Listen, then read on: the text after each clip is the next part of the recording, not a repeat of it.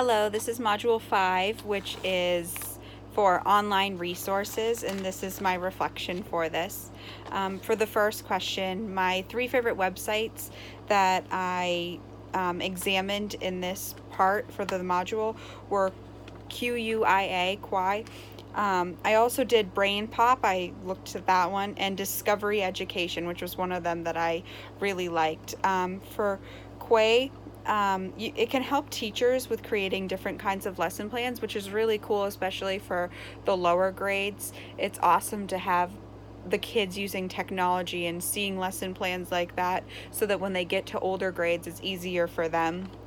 Additionally, for BrainPop, it can help teachers introduce their students to a topic. I know the school that I currently work at uses BrainPop, and I love it. We did one example is we used it for Memorial Day and taught the kids about Memorial Day, and we started off with that, and it was able to get all the kids involved in the conversation, and they were able to know what was going on, which was really cool for all the students.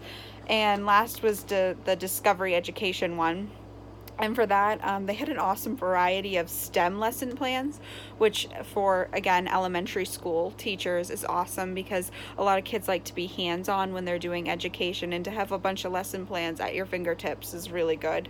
One of the fee-based sites was BrainPop, and for BrainPop, it cost for a specific teacher, if one teacher was to get it for a 12-month BrainPop access, it was $230, and then for a whole school it was $1,895, and that's for the whole year for every teacher in the school to have access to that BrainPop programming.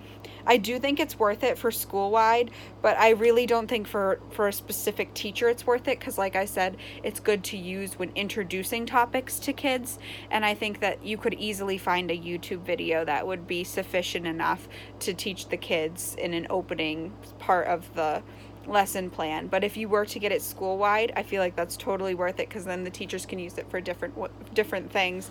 And I think if school-wide, if it's like a K through, like I know that one of the schools near where I live, it's K through 8, and so for all the K through 8 teachers to be able to use that, that's a really good deal for them.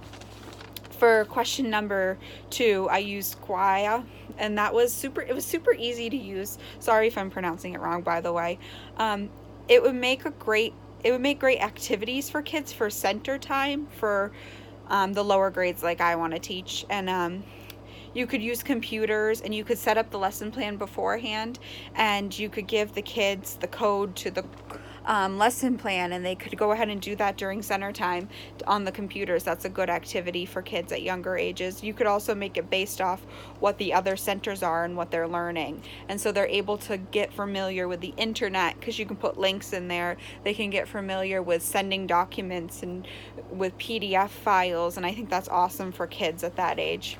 And for number 3 for this module, for OER, I found that the OER site for Morlet to be kind of interesting, but it was better for the upper grade levels, I believe.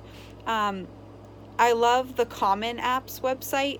For the Commons website, they had thousands of articles. It was crazy the amount of articles they had on how to bring different types of learning into the classroom, which is really cool for teachers who have different kids who learn at different levels, or they learn in different ways. I think that's perfect for kids, and for teachers to have that at their fingertips to look at is awesome.